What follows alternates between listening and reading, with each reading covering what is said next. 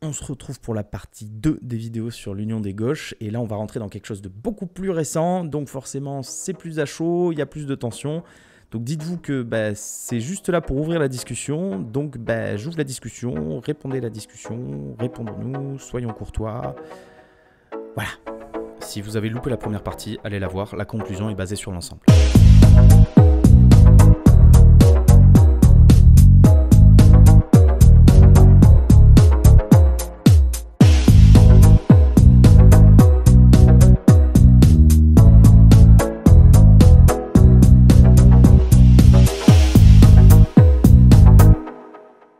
Le front de gauche étant mort et les tensions fortes entre les partis de gauche, les élections dites intermédiaires, européennes, municipales ou encore régionales et cantonales, seront marquées par du cas par cas. Certains endroits, comme la mairie de Paris ou la région Occitanie, confirment des alliances entre l'EPS, le PCF et EELV. Des démarches payantes puisqu'ils conservent leur place. Ailleurs, les listes citoyennes, souvent composées de personnes non encartées et de partisans venus de partis divers, pullulent. Il n'y a pas vraiment de mot d'ordre de qui que ce soit, l'objectif de chacun étant d'obtenir le maximum de place avec ou sans alliance. En fait, il y a de nombreux endroits où c'est les relations antécédentes qui vont jouer, forcément. Il y a beaucoup de « un tel m'a dit ça », ou encore de « moi lui je l'aime pas, il m'a baisé une fois, j'ai même plus envie d'entendre parler », ou encore d'autres gens qui vont dire « lui je l'adore, c'est bon, on peut y aller les yeux fermés, même s'il n'est pas de notre parti ». Ce qu'il faut comprendre, c'est que c'est pas juste une histoire de grief personnel ou ce genre de choses, mais que forcément, les relations qu'il y a pu avoir de façon précédente, ça va jouer sur les relations qu'il va y avoir ensuite. 2022 approche. Chaque parti commence à réfléchir à la présidentielle.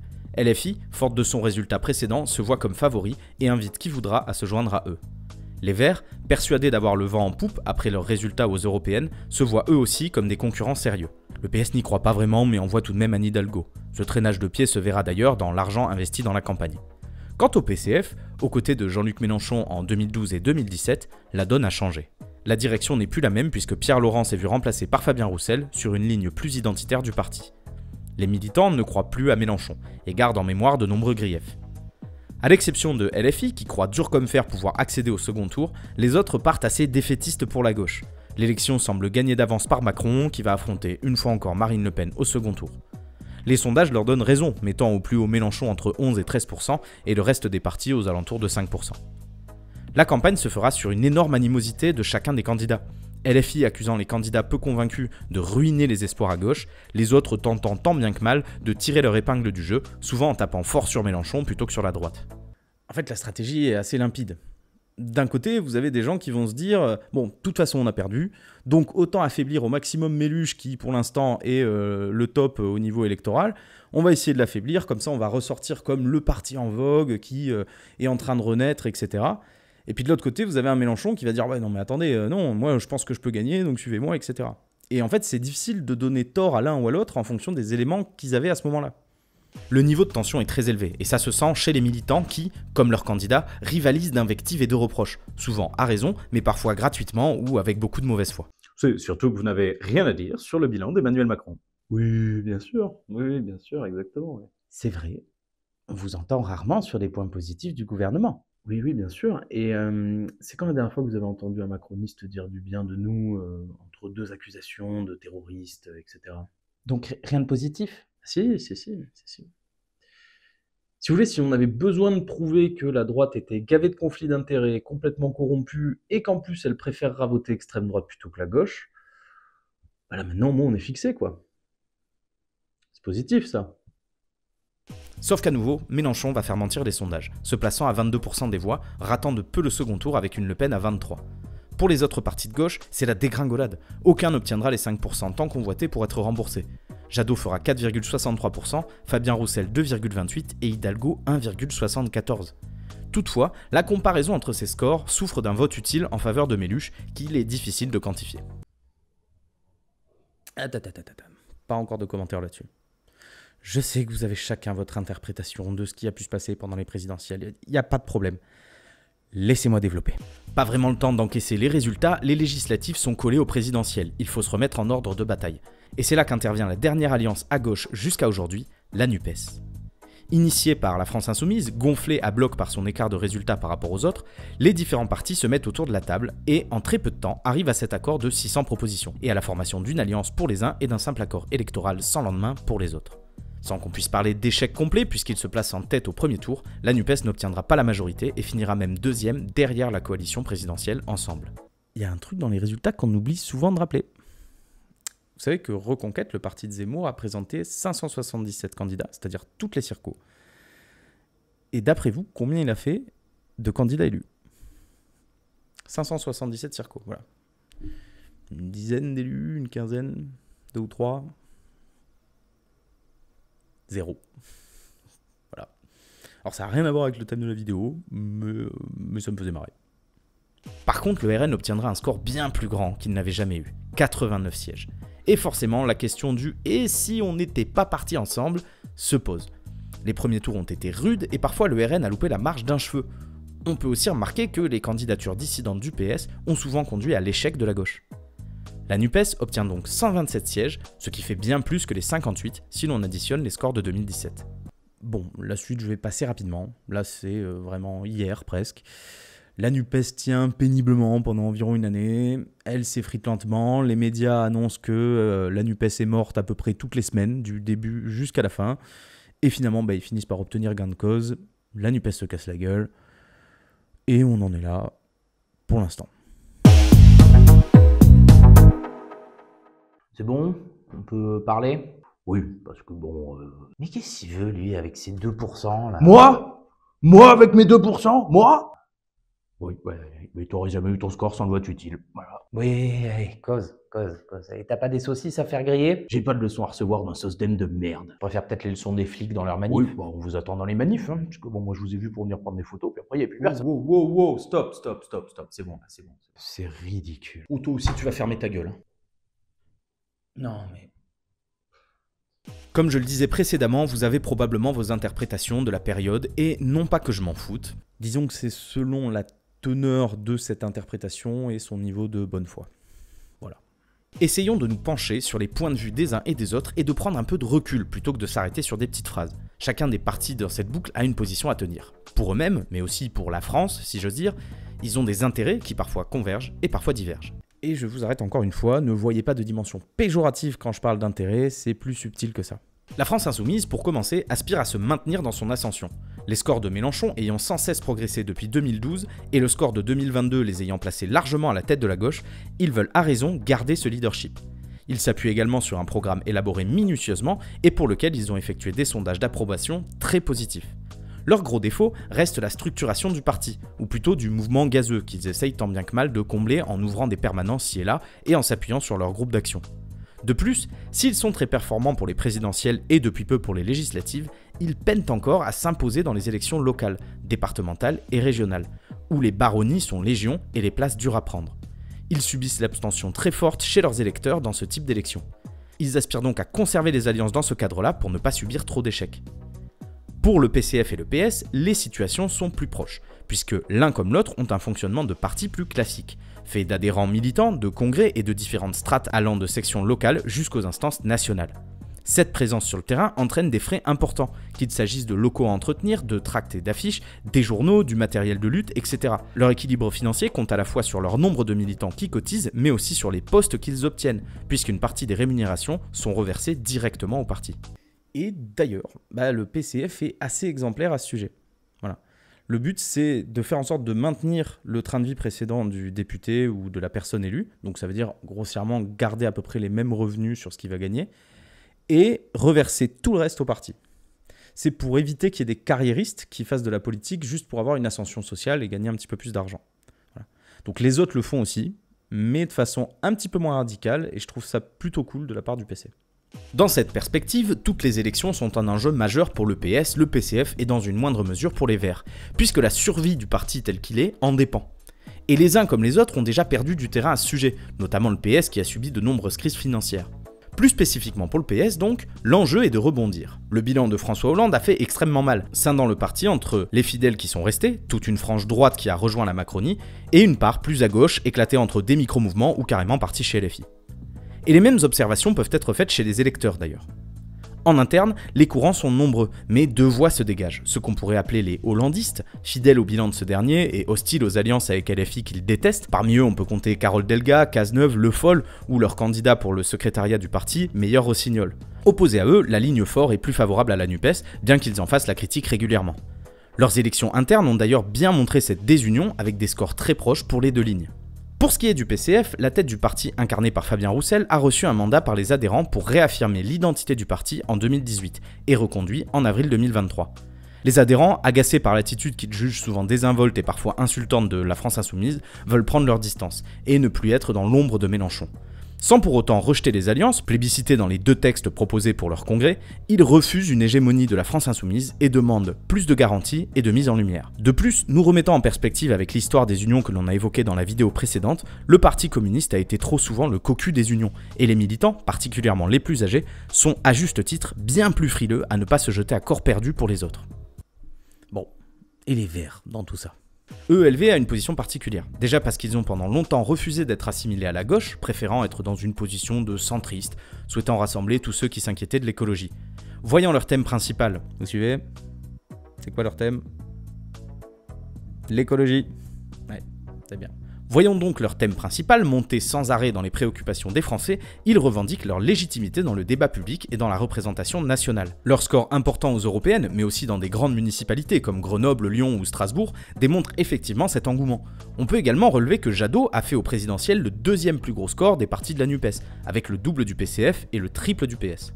Ce qui revient à 4,6%, mais quand même. Comme pour le PS, en interne, les militants et les cadres sont divisés. Toujours pareil, c'est entre des pros et des anti-NUPES grossièrement. Dans tout ça, peu importe la formation, la gauche fonctionne énormément sur des militants, des petites mains, des gens qui vont aller tracter, etc. Contrairement à la droite qui va plutôt profiter d'une complaisance médiatique assez énorme et surtout d'une grosse quantité de pognon. Les volontés dans les partis sont hétérogènes et les tensions externes se ressentent en interne également. Si les opposants à la NUPES font beaucoup de bruit et sont invités de plateau en plateau par des journalistes jubilants au moindre soubresaut de l'union, les unionistes ont encore du poids. Les alliances et désalliances ont naturellement créé des discussions à tout niveau. Des militants ont fait fructifier leurs rencontres en véritable camaraderie, voire en amitié, et se retrouvent bien démunis quand on leur apprend un jour qu'il faut faire front ensemble et le lendemain qu'il faut se fuir comme la peste. On pourrait parler des deux élections présidentielles communes, du PCF et de la France Insoumise, ou les alliances victorieuses du PS, du PCF et des Verts à Paris autour d'Anne Hidalgo, de même en région Occitanie autour de Carole Delga. Également des mouvements sociaux, et en particulier de la mobilisation contre la réforme des retraites, où les militants se sont mélangés et ont marché ensemble pendant des mois dans toute la France. Ce qu'il faut retenir, c'est que les causes d'union ou de désunion sont diverses, et qu'il serait bien hasardeux d'essayer de trouver un seul responsable. Bah si, c'est Roussel, voilà, il arrête pas de faire chier. Ok, mais et les insultes du coup ? Quand c'est vous, ça va ? Non, vous recommencez pas. Sinon, la prochaine fois, on vient pas. Le problème, c'est que vous ne voulez pas voir qu'on est la seule gauche responsable et de gouvernement. Oui, c'est bon, on la connaît, la chanson de la gauche responsable. Oui, ouais, mais allez, épargnez-nous les violons, parce que la gauche traître, ça va. Hashtag plus jamais PS. Ça va, on est les deux. On a été au gouvernement et on a été frondeur de Hollande. Oh mais ça va là ? C'est notre fête ?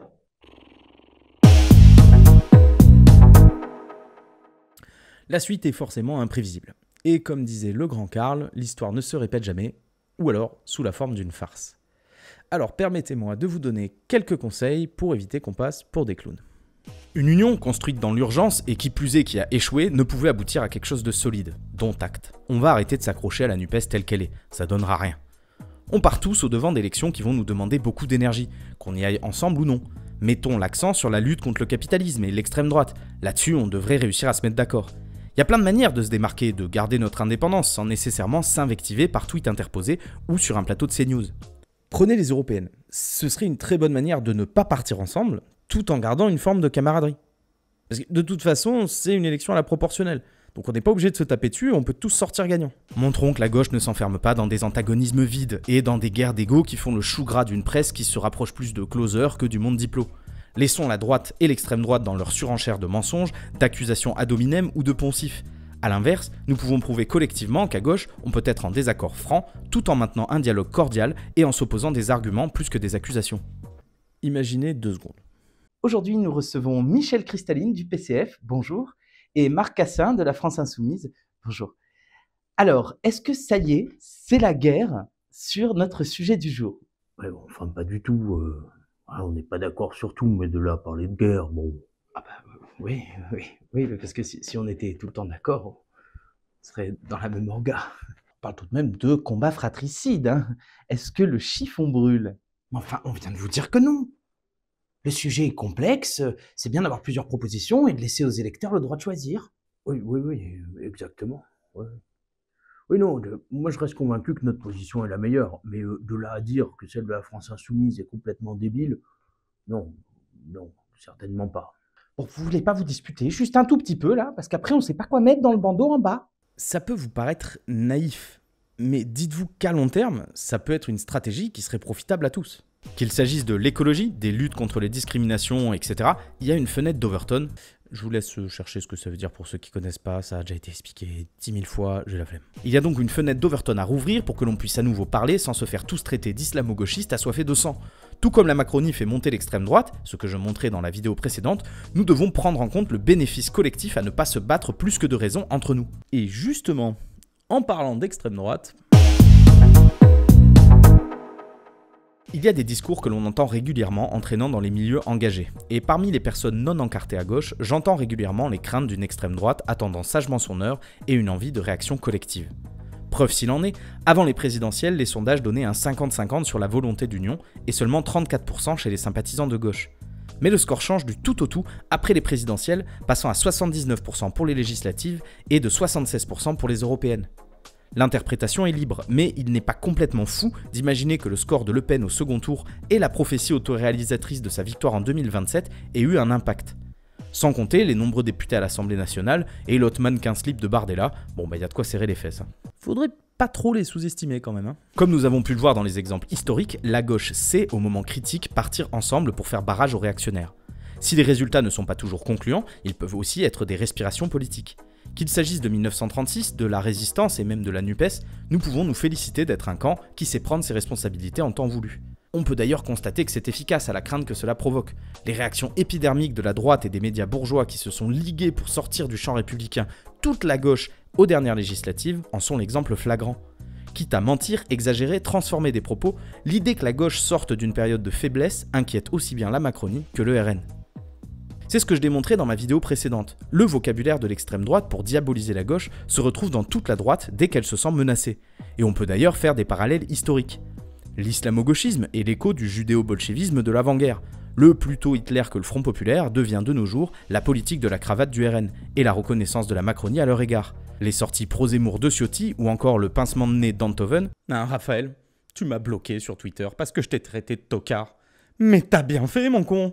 Parce que pour les gens comme toi qui préfèrent appeler à voter Le Pen plutôt que voter que la gauche, mais j'ai d'autres mots bien plus violents que tocard, comme raclure, sac à merde, gros golemon de droite. Ah oui, non, mais moi pour les fachos qui s'assument pas, j'ai plein de mots, hein. Ce qui ressort, et qui n'est plus approuvé tant les exemples en France et dans le reste du monde sont légion, c'est que la classe bourgeoise, et plus largement ce qu'on appelle le bloc bourgeois, choisira plutôt un régime d'extrême droite qui ne nuira pas à leur profit, plutôt qu'une gauche qui les menace sur ce sujet. Encore un autre projet de vidéo, les bourgeois sont des sacs à merde cyniques. Dans un climat très tendu, où les thèmes d'extrême droite ont envahi de façon exponentielle les débats, nous ne devons pas avoir peur de nous afficher unis, au moins sur ces sujets. Organisons des manifs contre le racisme, l'islamophobie, l'antisémitisme, en faveur des luttes LGBTQIA+, des personnes les plus discriminées, contre des projets inutiles et polluants, pour le maintien des conquêtes sociales, et j'en passe. Entretenir nos divergences ne veut pas dire nier nos valeurs et nos combats communs. Et d'ailleurs, ça se ressent sur le terrain, où on retrouve toujours les mêmes et où les autres brillent par leur absence. Pour imposer nos thèmes et pouvoir ensuite montrer nos divergences sur ces sujets, il faut d'abord qu'ils passent le mur de l'invisibilité. Si on passe notre temps à parler des abayas, du wokisme, comment développer un discours sur le social ou l'écologie ? Dans l'actualité, la mosquée de Mont-de-Moncu a été violemment attaquée par des individus qui criaient « On est chez nous ». Parmi eux, 2 collaborateurs du Rassemblement national ainsi que des collaborateurs de Reconquête, mais pour l'instant, impossible de savoir s'il s'agissait de l'extrême droite ou de l'ultra-droite qui n'a rien à voir. Monsieur Grandcoen, bonjour. Alors, c'était l'extrême droite ? Pas du tout. Et d'ailleurs, je sais pas ce que ça veut dire, extrême droite. Ils avaient tout de même des croix gammées tatouées et faisaient des saluts nazis. Vous voyez, c'est typiquement les médias au service du wokisme et des islamistes, ça. Voilà. Vous parlez jamais des antifascistes, qui eux sont les vrais fascistes et qui ont des marteaux et des faucilles tatoués sur le bras, hein. Et donc, selon vous, ce n'était pas l'extrême droite non plus ? Oui, je suis toujours en désaccord avec le parti Reconquête. Mais il y a des extrêmes, et l'extrême gauche fait peur aux Français. Sans transition, notre sondage de la semaine qui reprend celui de la semaine dernière, est-ce que l'islam est un danger pour la France ? Alors, on fait quoi ? Parce que c'est bien joli de relever les problèmes, mais d'ici 2027, il va bien falloir qu'on comble les trous. Il y a plusieurs chantiers à ouvrir, mais commençons par discuter en interne. Il nous faut délimiter les reproches que l'on a les uns sur les autres. D'une part pour tenter de les dépasser, mais aussi pour éviter les pièges tendus par la droite. L'amalgame qui est fait entre nos partis fait que ce qui en affaiblit un, affaiblit les autres aussi. Je vais vous prendre mon exemple perso. Voilà. Je suis militant au Parti communiste, et des fois, quand je vais sur un marché, j'ai le plaisir de recevoir des insultes du genre islamo-gauchiste. Et on ne me dit pas islamo-communiste, on ne dit pas islamo-insoumis, on ne dit pas islamo-vert, on dit bien islamo-gauchiste. Voilà, on est mis dans le même panier. De la même manière, il y a aussi des gens qui vont venir me voir et me dire « Oui, mais à gauche, vous avez toujours trahi ». Sauf que au Parti communiste, on n'a jamais été au pouvoir. Donc je ne sais pas comment on aurait pu trahir. Voilà, vous comprenez qu'on est vite mis dans le même paquet. Les médias vont sans arrêt faire un gros paquet pour parler de la gauche. Et ce, malgré toutes nos gesticulations pour nous démarquer du reste et pour leur donner des gages de respectabilité. Qu'on le veuille ou non, on appartient tous à cette famille politique dont on a hérité et que l'on remettra ensuite à nos successeurs. On peut ne pas être en bon terme avec nos cousins politiques. On peut s'engueuler à tous les repas de Noël. Et pour filer la métaphore, il faudrait bien quand même ne pas casser la maison de Pépé et Mémé. Parce que sinon, il n'y a plus rien dans l'héritage. Voilà, c'est pas à des prolos qui ont une maison à se partager pour 12 enfants que je vais apprendre ça. Parmi les autres chantiers, il y a aussi la dimension locale. Rien ne nous oblige à nous calquer sur les tensions de nos chefs respectifs. Puisque nous sommes composés avant tout de militants de terrain, c'est à nous de juger et de faire les relations interparties. Qu'il s'agisse de passer un moment convivial ou de mettre les problèmes sur la table, nous devrions apprendre à nous rencontrer dès que l'occasion se présente, et de faire l'effort à cette occasion d'aborder nos divergences avec intelligence. Oui, bien sûr. Mais pour qu'on soit savoir encore une fois, c'est bon, on a donné. Pour se faire insulter au bout de 20 minutes de réunion. Tu crois qu'on a besoin d'eux là, franchement ? Ouais.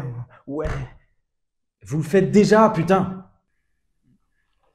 Tous les deux là, vous êtes ensemble à la CGT. Vous vous connaissez depuis des années. Vous avez même tenu un piquet de grève ensemble.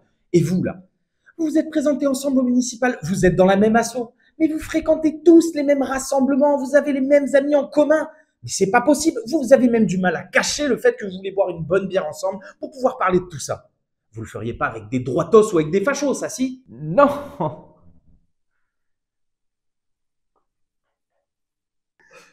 Bon, ok. Bon, plus de Doriot. Oui, d'accord, oui. Mais plus de Mélenchon gourou non plus, voilà. Ouais, ok. Mais alors nous, on arrête de nous parler du bilan de Hollande. Et on va faire de la danse body positive dans nos meetings. Non, ça c'est mort. C'est pas Même pas en rêve. Et pour conclure, l'union n'est pas l'alpha et l'oméga de la réussite de la gauche. Elle peut être une solution de circonstance, mais la divergence des partis est tout aussi importante pour la vie démocratique. La politique est affaire de conflits. Ce sont les désaccords qui créent la réflexion et qui permettent d'éviter le dogmatisme. Pour cette raison, nous devons chérir aussi bien les moments où on se rassemble que ceux qui nous séparent. S'il y avait des recettes miracles pour gagner, nous les aurions utilisées depuis longtemps. En leur absence, nous devons continuer à avancer à tâtons, avec nos convictions dans une main et notre intelligence dans l'autre. On ne se rabaissera jamais à faire des compromis ou à les refuser, tant qu'on le fait avec le plus de bonne foi que possible. Je vous disais en introduction que j'étais personnellement favorable à l'union dans le contexte actuel. Mais ces non sans des doutes qui me font basculer régulièrement, et je reste ouvert à la possibilité de changer d'avis. J'ai essayé du mieux que j'ai pu de me mettre à la place de tous les avis et de leur donner une bonne raison d'avoir les positions qu'ils défendent. C'est pour moi la meilleure façon d'arriver à saisir les possibilités pour la suite. C'est pour cette raison que je m'adresse plus particulièrement à ceux qui partagent ma volonté de rassemblement, puisque nous sommes d'accord sur le fond, il reste que la forme doit être discutée. Donc, par exemple, les insultes régulières, ça marche pas très bien. Voilà, si vous voulez monter une équipe de foot, en général, vous évitez d'insulter les joueurs dès qu'ils loupent une balle. Toute l'histoire des alliances à gauche n'est qu'une addition de situations singulières. On ne se baigne jamais deux fois dans le même fleuve, après tout. Alors mettons-nous dans le courant. Ce ne sont pas des égos qui s'affrontent, ça ne se résume pas à des petites phrases qui finiront en titre d'articles de presse putassiers, ni à des polémiques stériles, ni à des militants insultants. Nous sommes bien plus que ça. Et nous ne devons pas accepter d'être résumés à des gosses dans une cour d'école, car nous donnons en pâture des arguments à nos véritables ennemis, le fascisme et le capitalisme, qui détruisent les peuples et les espoirs. Bien sûr que j'ai des craintes et mes propres griefs concernant les autres, mais comme disait un célèbre nain dans Game of Thrones, on fait la paix avec ses ennemis, pas avec ses amis. Or, je suis prêt à faire la paix avec à peu près tout le monde si ça peut m'éviter de voir la tête de l'autre cinglé ou un de ses sbires avec marqué victoire au-dessus. On n'est pas en train de jouer en fait là. C'est-à-dire que j'ai tort ou que j'ai raison, les conséquences risquent d'être dramatiques. Nous avons devant nous un boulevard pour sortir vainqueur partie par partie de la séquence. L'extrême droite, dans sa tentative de dédiabolisation, a misé sur le fait de faire profil bas. Parfait, on aime quand elle ferme sa gueule. Et la droite, à l'inverse, gesticule dans tous les sens et reprend les thèmes de l'extrême droite pour draguer son électorat. Parfait aussi, on pourra récupérer les derniers véritables républicains dans leur camp. S'ajoute le contexte social merdique, les crises climatiques, les profits gargantuesques des grandes entreprises, les grèves qui s'enchaînent, les manifestations d'ampleur pour des sujets divers. Nous pouvons sortir gagnants de cette période sans avoir même à se ranger les uns derrière les autres. Tant que l'on garde à l'esprit qu'il ne faut pas perdre notre temps dans les polémiques que les bourgeois et fachos alimentent pour nous empêcher de parler du reste. A fortiori quand ces polémiques ont pour objectif de nous faire afficher de la division. Donc retenez bien, on arrête les insultes, on essaie d'être solide sur nos appuis, on est solidaire quand c'est possible et nécessaire, et normalement, les prochaines échéances, c'est dans la poche. À la prochaine fois.